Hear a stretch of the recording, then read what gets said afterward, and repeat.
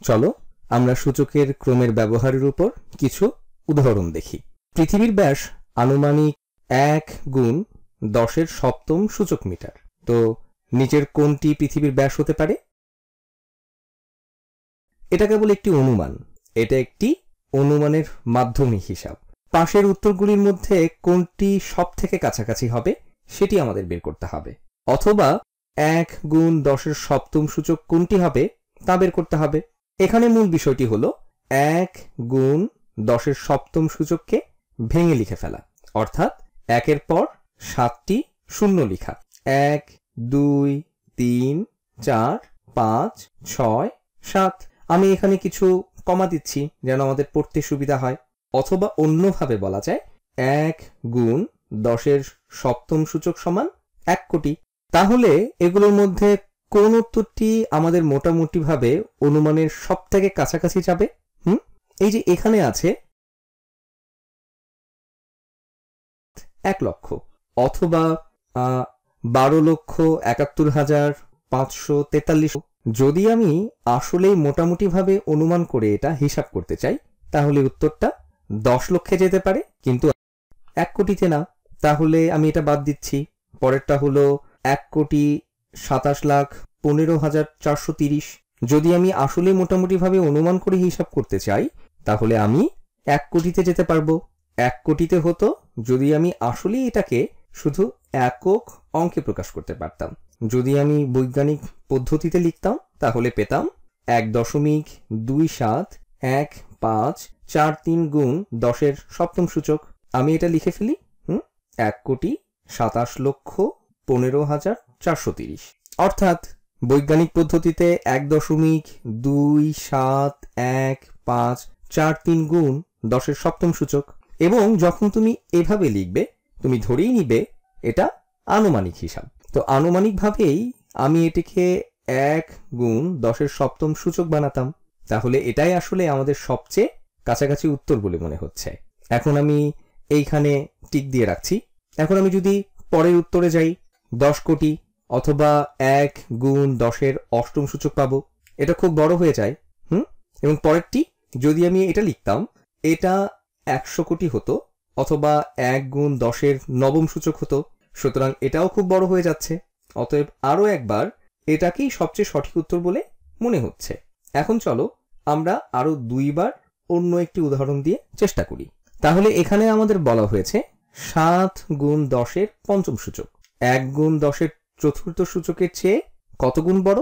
আচ্ছা, এটা করার জন্য আমরা কেবল ভাগ করতে পারি। তাহলে 7 গুণ 10 এর পঞ্চম সূচক ভাগ 1 গুণ 10 এর চতুর্থ সূচক। আচ্ছা, এটি আর 7 ভাগ 1 গুণ 10 এর পঞ্চম সূচক ভাগ 10 এর চতুর্থ সূচক একই জিনিস। তাহলে 7 ভাগ 1 হলো 7, এবং 10 এর পঞ্চম সূচক এটা হলো 5টি 10 গুণ করা।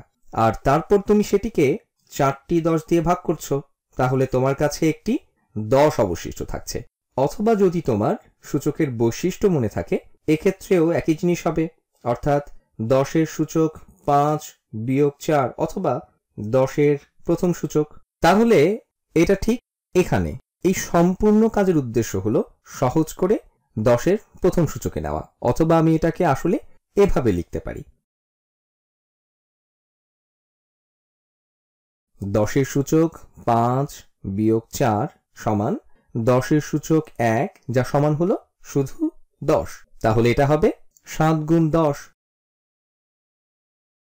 যেটা সমান 70। সুতরাং 7 গুণ 10 এর পঞ্চম সূচক 1 গুণ 10 এর চতুর্থ সূচকের চেয়ে 70 গুণ বড়।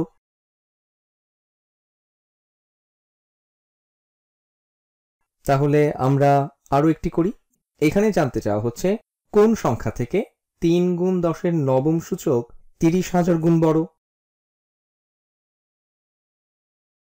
তাহলে আরো একবার আমরা ভাগ করতে পারি। তাহলে 3 গুণ 10 এর নবম সূচক কোন সংখ্যা থেকে 30,000 গুণ বড়?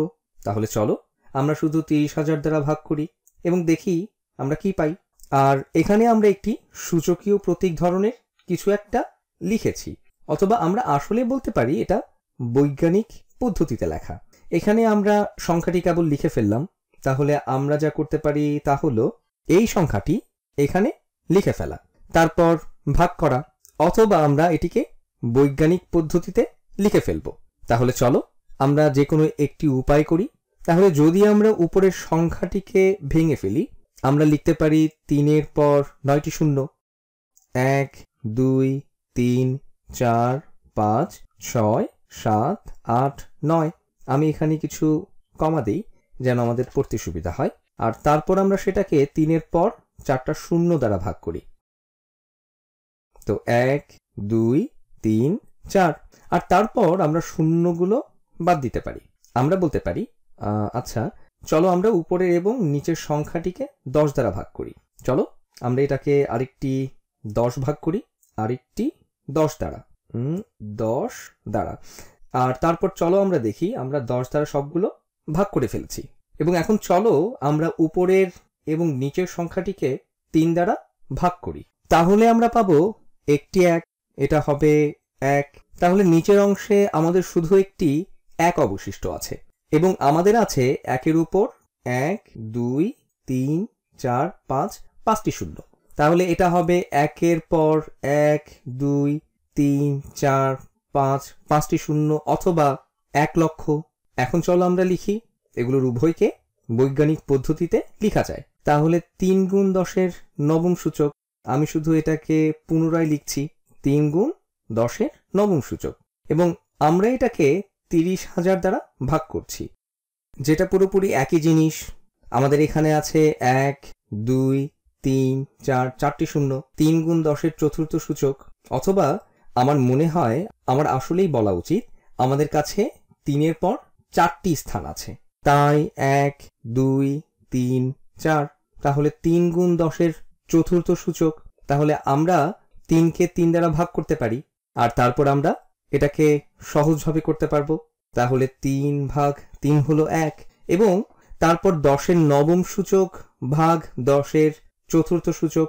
আচ্ছা এটা হবে তাহলে 10-এর সূচক 9 বিয়োগ 4, 10-এর পঞ্চম সূচক। তাহলে এটা হবে 1 গুণ 10-এর পঞ্চম সূচক, যেটা আরো একবার 1-এর পর 5টি শূন্য, অথবা একই জিনিস 1 লক্ষ।